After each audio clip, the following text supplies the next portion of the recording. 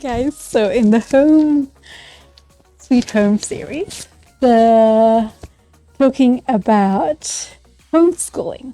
So schooling in general, there's many different types. You can do distance education, you can do flexi schooling.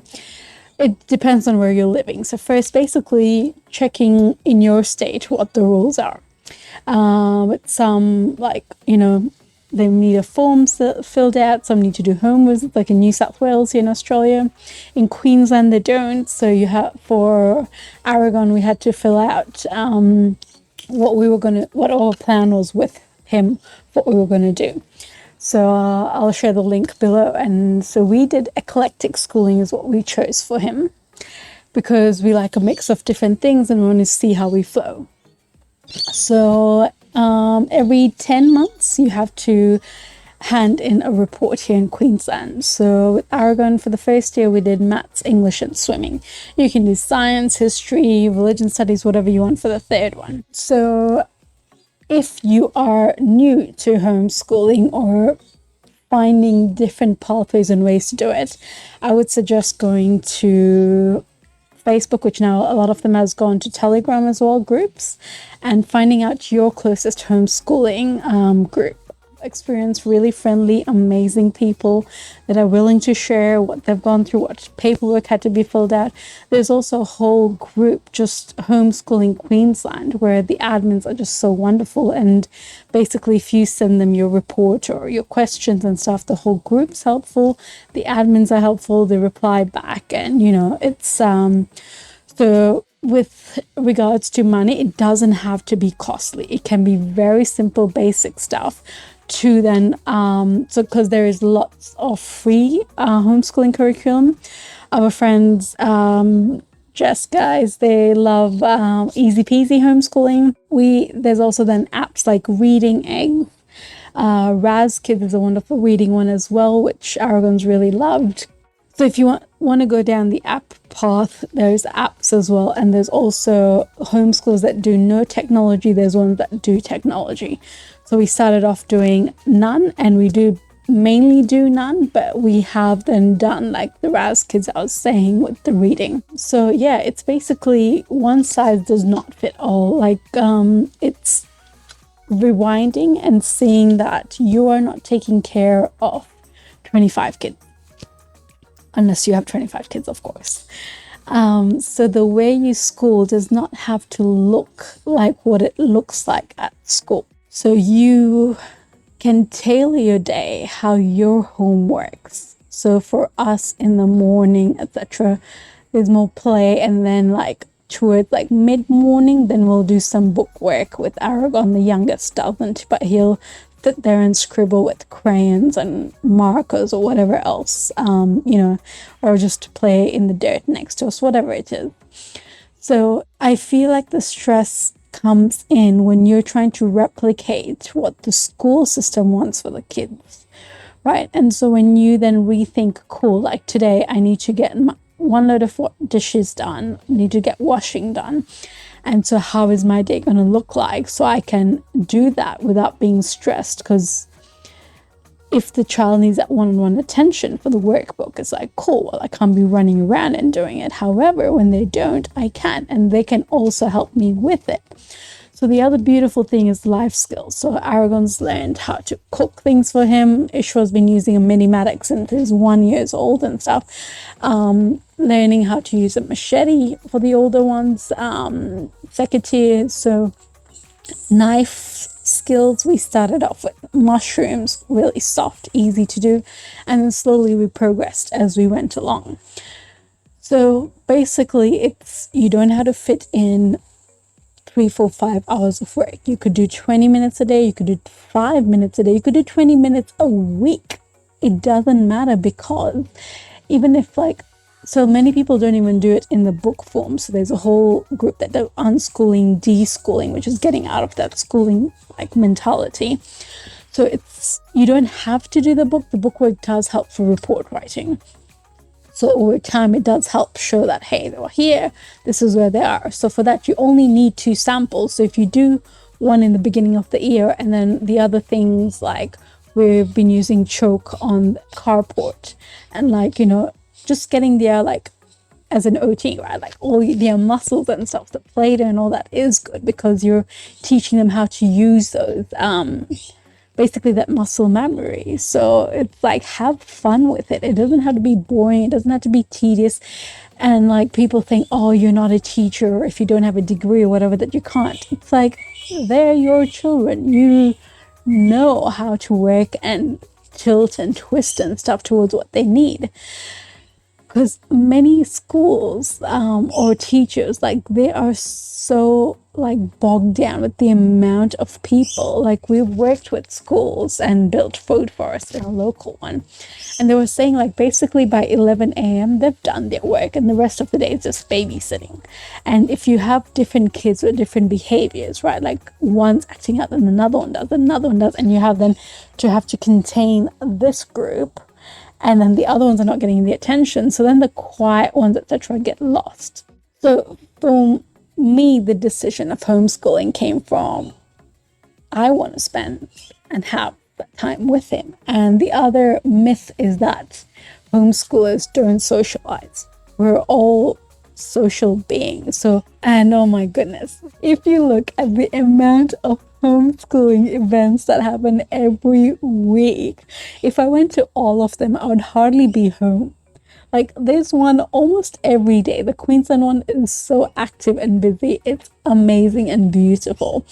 And they have different, like, they have the gaming ones, they have like skating ones, they have just like ones that are more into outdoor adventures. They have one at the library, they have a Lego club. Like, there's so many social things. So if that's one thing you're worried about, don't. It is saturated with social. And if you even look at just the interactions every day with different age groups and stuff, is really healthy. Schools that have tested the different age groups have seen that the way they think and stuff is different, because not every kid is the same age peer group as their peers.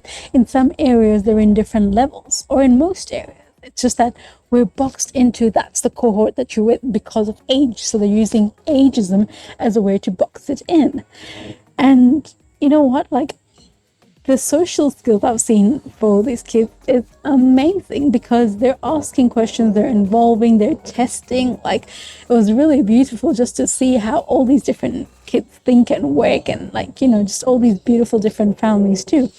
Every dynamic is different. So there is also religious homeschoolers as well, is a big part of the homeschooling thing too. So there is different sects. There's ASD ones. If you do have kids that are on the spectrum, etc., there is homeschooling groups for that as well, with different levels and all that. And like, there's like posts that you can do about, hey, this is my kid, this is what they're into, any other moms or parents, like, etc., in the area that are into it too. So there's so much flexibility. It's just about finding your rhythm of what fits with you and flowing with that.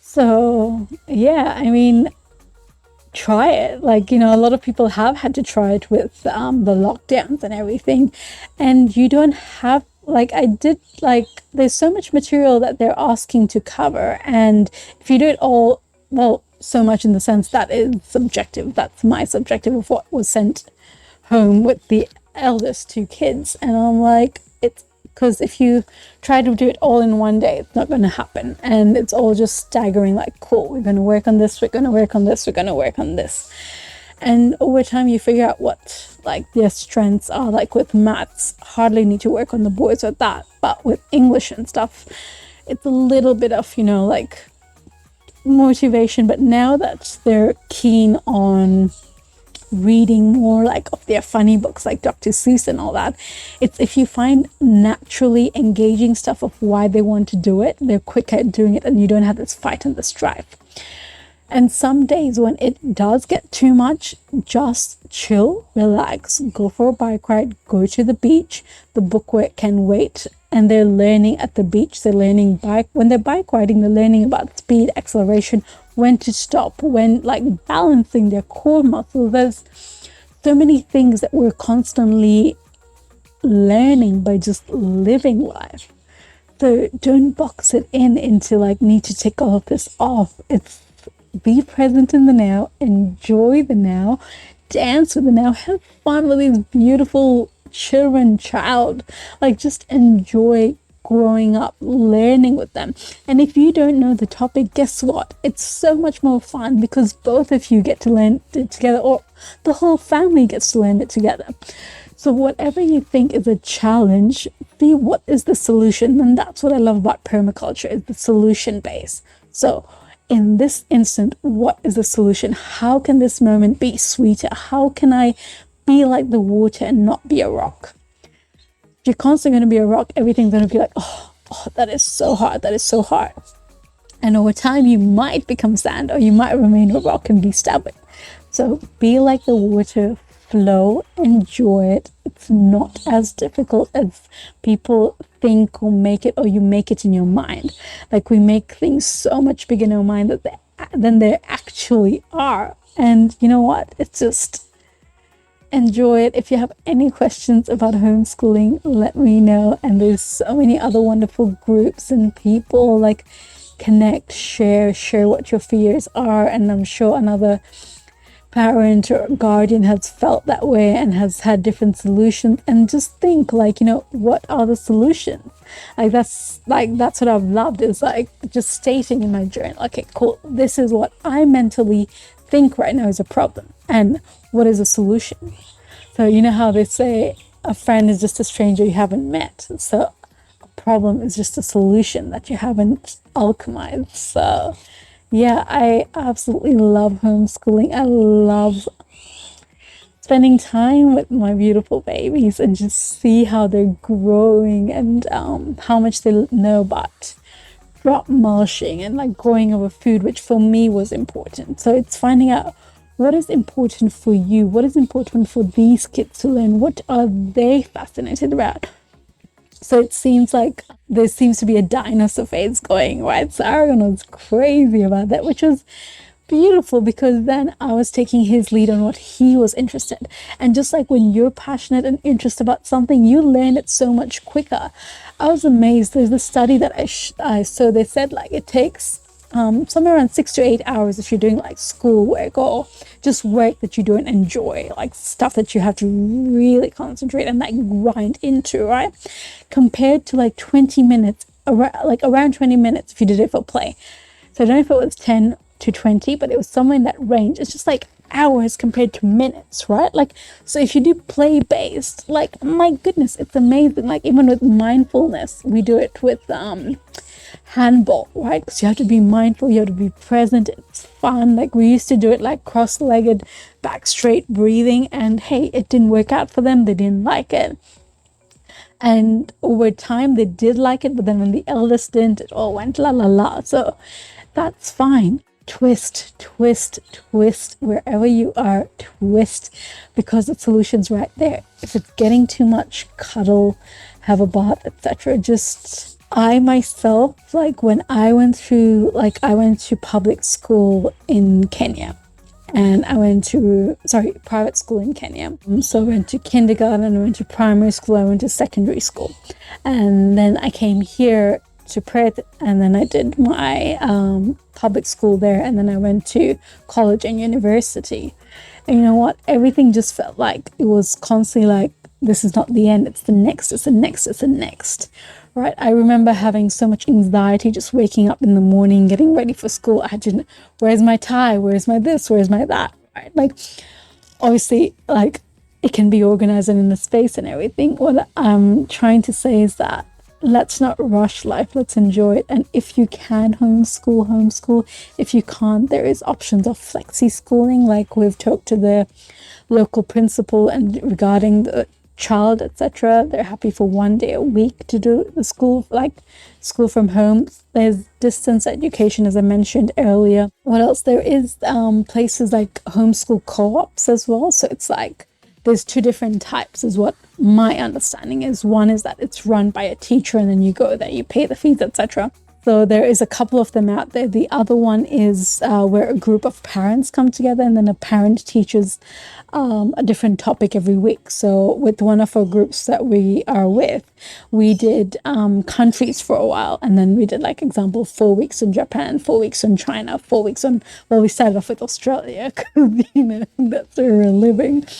But yeah, so it's you can create your own little groups and stuff and create this, or you can pay other teachers and stuff to do parts you're not comfortable with if you need to. Or, like, I know some people have to work, example, 3 days a week or 2 or 1, whatever it is, and then they send them there to, basically they're at the homeschooling co-op while they're at work. So there's different ways to do it. There is also alternate schools that we looked into. There's Steiner, Montessori, then there's the religious sects one as well. So there's lots of different options, and depending on also if you're the primary homeschooler, or if you and your partner or your friends or your village, etc., are sharing it, however you're doing it. It's basically what's important to you and your kids, and make the decision accordingly and have fun with it, and enjoy. And thank you for listening, and I'll see you in the next Home Sweet Home series.